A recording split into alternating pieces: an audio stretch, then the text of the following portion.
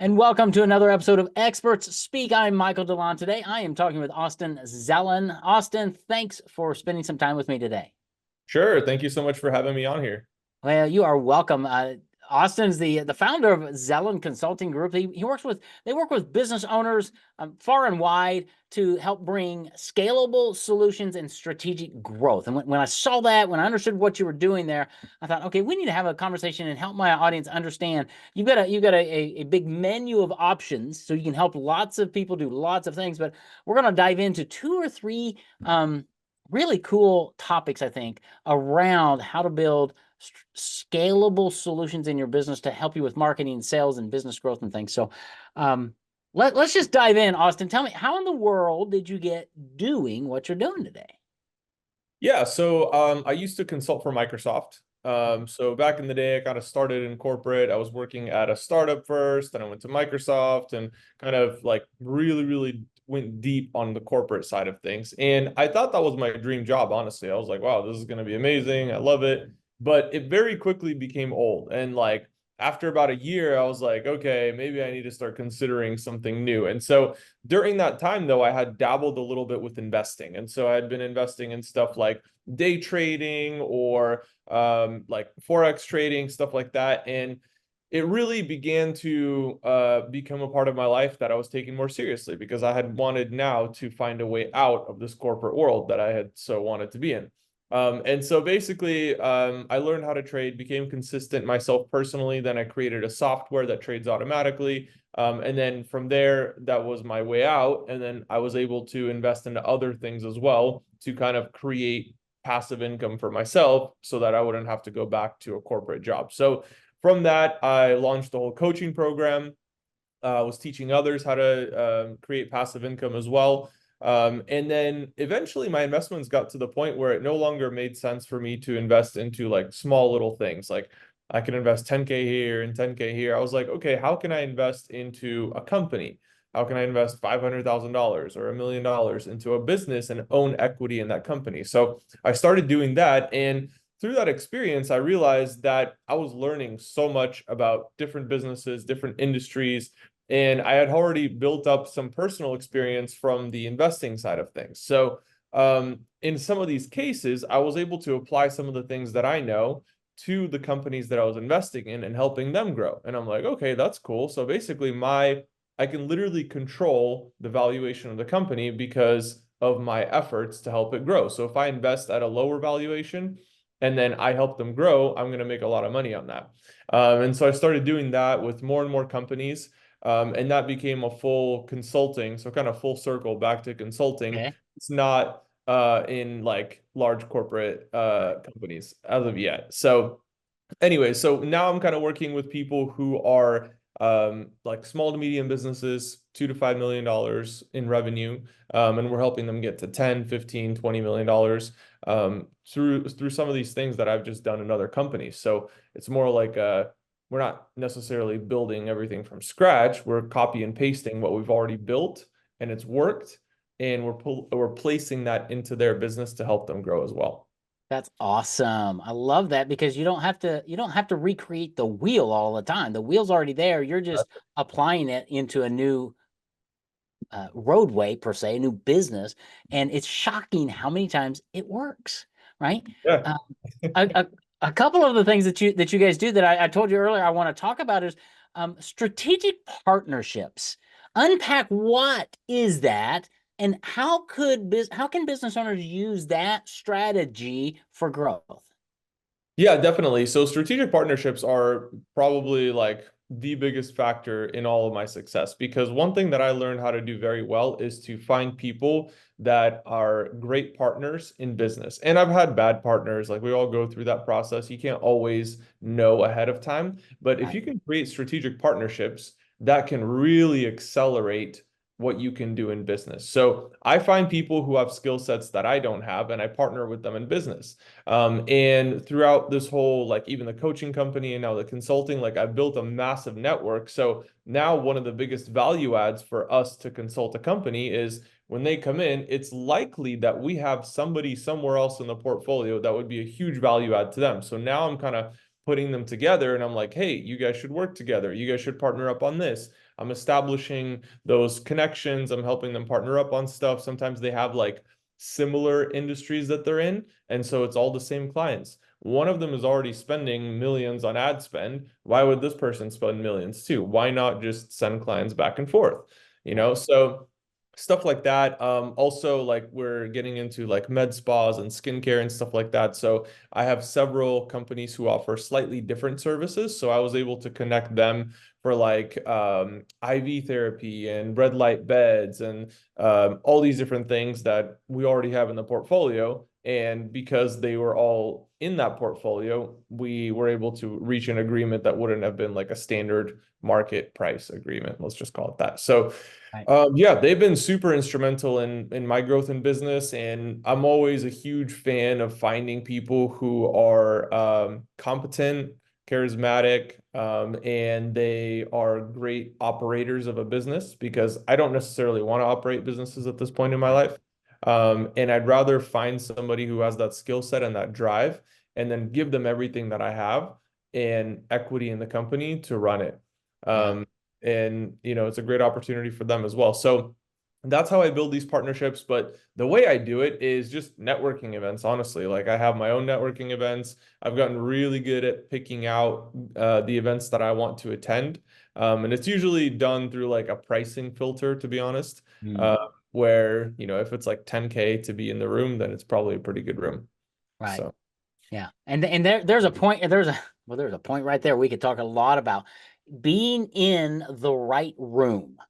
And yeah. I think, I talk a lot to my audience about coaching programs, mastermind groups, right? Yeah. Investing to put yourself in that room for the connections. Unpack that a little bit because I think business owners need to understand that is super important for growth.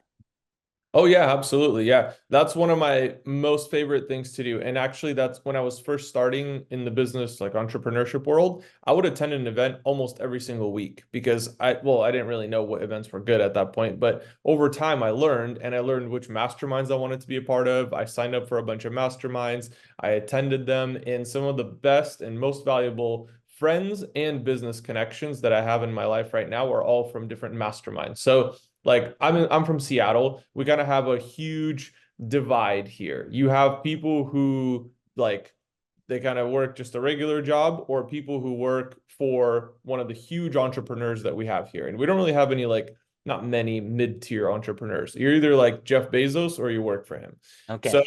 it's like it's they kind of have a monopoly here. Well, because we have Jeff, we have Bill Gates, we have all these guys, T-Mobile, Expedia, everybody. So there's not many people that are like, yeah, let's be entrepreneurs. So I don't have any entrepreneur friends here. And most of my friends just work for one of the corporations. And so I was like, okay, well, how can I get into the room that has these people? And I didn't even know what the benefit of it was going to be. I just wanted to be around these people because I was curious. So I found events that I could go to where I knew these people would be there. And I had, I'd say, several different benefits out of that. So, number one, you get to see people that are like maybe your age. Like, I saw people that were younger than me, and I was like, wow, this guy is like successful in business and he's younger than me. And this is really inspiring. So, it opened my eyes to what was possible. Yep. And that like instills such a belief in you, like, even if you don't realize it, it's kind of like a point of reference. You're not necessarily modeling after that person, but it's a point of reference. It's like, wow, this guy's 20 years old and he's already a millionaire because he figured out this, this, and this. Wow, I can learn something from that. Or Right. maybe this guy's 50 years old and he's also a millionaire or a billionaire. Wow. So when I'm 50, I can also be a billionaire. And so like it opens your eyes to those opportunities. Secondly, you meet people who are super valuable There you go. life, and whether it's a service that you partner up on, or like for me, I was actually looking mostly for things that I could invest in because I was all in on trading and I didn't want to be all in on trading. I wanted to diversify. So I went to these events to find people who had investment opportunities. Hmm. And so I used it as a way to source these. And of course, I would find business partners. I met some of the people that ended up working for me. Like you just really, really expand your network there. However, the final thing that I learned is how to provide value. So how to lead with value. You can't go in there and just expect things to be like, handed to you, or like everybody to provide value to you. You can't just go in there and take. In Yep. fact, I'm kind of on the other extreme of that where I don't expect anything. This way, first of all, I don't get disappointed if I don't make any good business connections and I still have fun. But secondly, it allows me to give as much value as I possibly can to other people. So I'm not focused on getting something, I'm focused on giving. And so if I need to educate myself beforehand on what they're going to be talking about at the event, maybe I'll do that. Or like one of the easiest things is honestly just connecting people. Like when Yeah, I go absolutely. to a networking event and I meet somebody and he's like, "Oh, hey, I'm struggling with this in my business." I'm like, "Oh, like I literally have this person that I work with. Why don't I connect you to?" And that's just such an easy but huge value add. And of course, as you go to more networking events, you meet more of those people, you can connect more of them. And then you end up doing business with some of them. Right. Yeah. And I find it's very fun to connect people. It's like, oh, that was so much fun, especially when it works out. And you're like, that's cool. I had a little part of that. And Yeah. cool. I love that. Thank you for that, because that helps people understand you've got to be in the right rooms. And which room's right? We don't know. Go figure it out, right? Do what Austin did. Let's talk about the other thing that you mentioned, the sales and marketing strategy, and this kind of new way you're going about helping businesses build some things. Yeah. So one thing that I've found is that you can accidentally make $2 million. You can have a $2 million business just by accident. Yeah. And I realized that because one of my businesses, that's what happened. I had no idea what the heck I was doing, but I made a couple $1 million and I'm like, oh, like I need to add structure. And so like that's where sales, marketing, operations, all these things come in. Like, what does it actually look like to acquire a customer? What is your cost on that? Like, how are we marketing to them? What's their long-term value? How much are we willing to spend on marketing to this person? And so it really kind of opened my eyes to that whole world, and I began to figure it out piece by piece. But I also think that one aspect of marketing is that it's always changing and shifting to newer things, newer technologies, that type of stuff. And one thing that we've been doing a lot is AI-based marketing. So sales and marketing, actually. So I have my own AI tool that it's kind of like an AI agent. So let's Mhm. say I could train this agent on everything it needs to know about me, and then you could reach out to this person and say, "Hey, like, does Austin like pizza? Like, whatever." It would talk to you in a very dynamic way. Like you'd never know that it was AI because it talks just like a human. It'll send you emojis and like it's great. And so that's awesome for a sales application where somebody has leads coming in. They don't want to sit there 24/7 replying to people. So they have AI do it. And when the person is ready to buy, once they've been nurtured a little bit, then obviously they get on a sales call. But on the marketing side of things, what we're doing is using AI to generate basically an avatar of somebody in order to create social media content. So, for example, if somebody doesn't like being on video, or they're uncomfortable, or they're just not good at it, AI can basically duplicate that whole process. So we create this super, super realistic avatar of them. And there are services out there that provide it, but it's way better than that.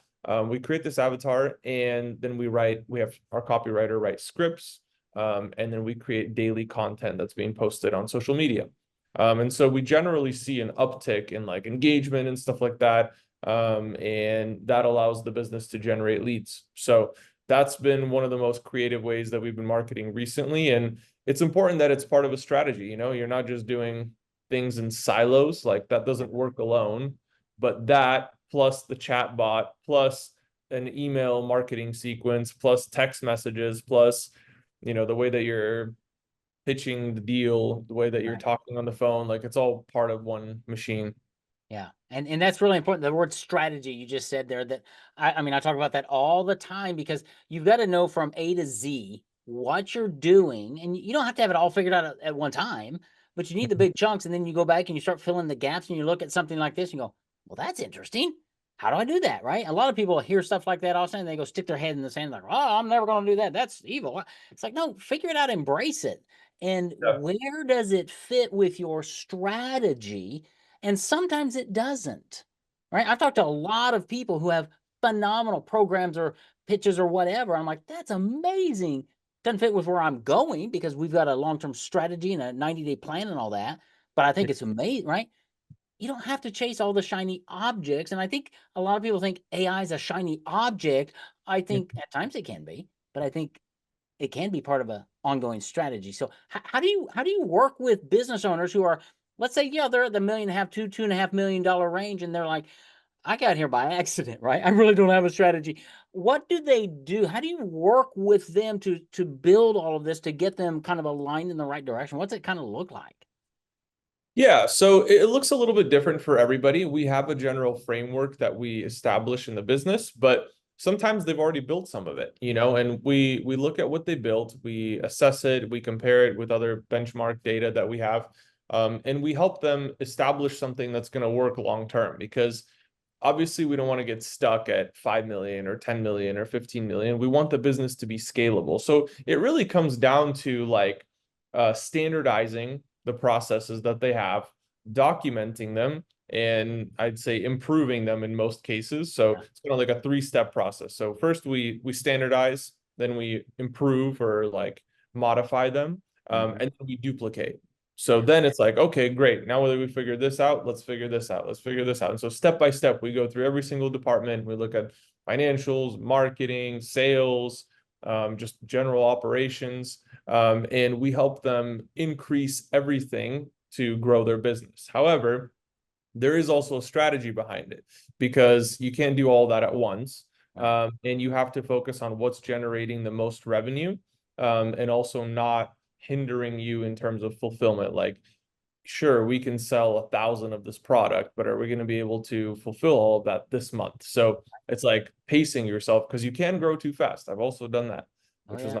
not. That's So right. Yeah. like, it's an interesting, it's kind of like I enjoy it because it's a very strategic thing. So I have Yeah. my consulting team who do the actual like build outs and stuff like that based on what I've given them. But for me, it's like, okay, we have this machine that's beginning to produce revenue.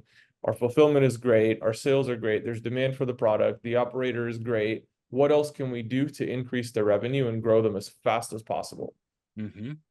And those are questions that guys like Austin think about and ask that a lot of entrepreneurs who are in the grind, growing the business, don't even take the time to get away and think about questions like that, or they Mhm. don't even know how to ask questions like that because that's not what they do. So the value, I think, Austin, of partnering with a company like yours is you've got this broad base of experience over many years, over lots of companies, and you can look at a company fairly quickly, I would imagine, say, well, okay, here's the first three things we need to do, but then Yeah. we're going to do this. Is that kind of fair?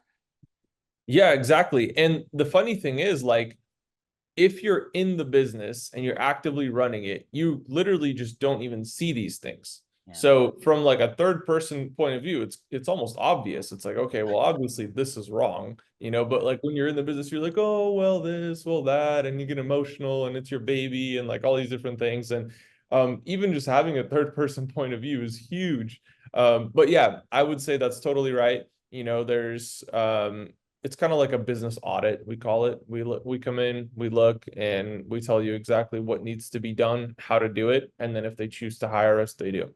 Yeah, that's cool. That's the way to do it because so many business owners, once they realize there's a problem, I mean, I think they all know there's a problem somewhere, but Yeah, to have an outside set of eyes to go, no, here you go. These are the 5 or 6 or 7 things that we see just right off the bat. There are probably yeah, more. What do you want to grow?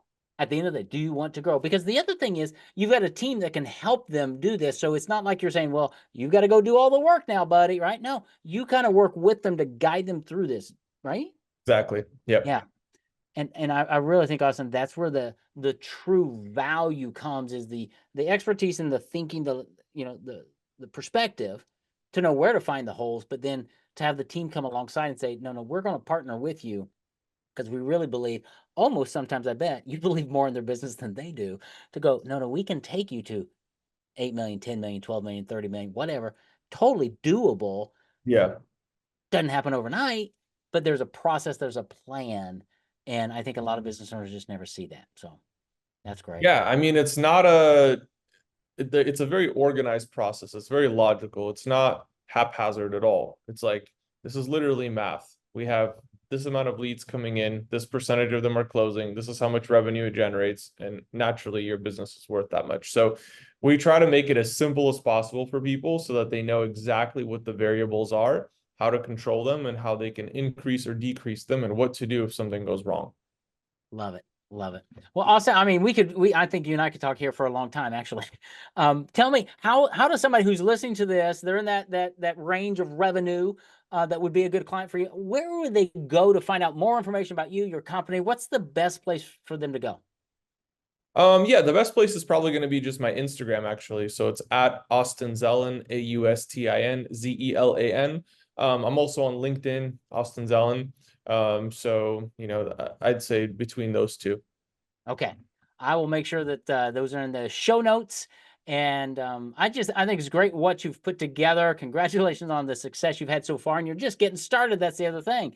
But if you're running a business out there and you need some help, reach out to Austin. Have the conversation, make some connections, and just learn about what he's got going on and how he can help you really align some things, fill some gaps, and come alongside of you to help your business grow to all new heights. So Austin, man, thanks for what you do to help business owners because they need it. Thanks for being my guest on Expert Speak. I've really enjoyed hanging out with you. Thank you for having me.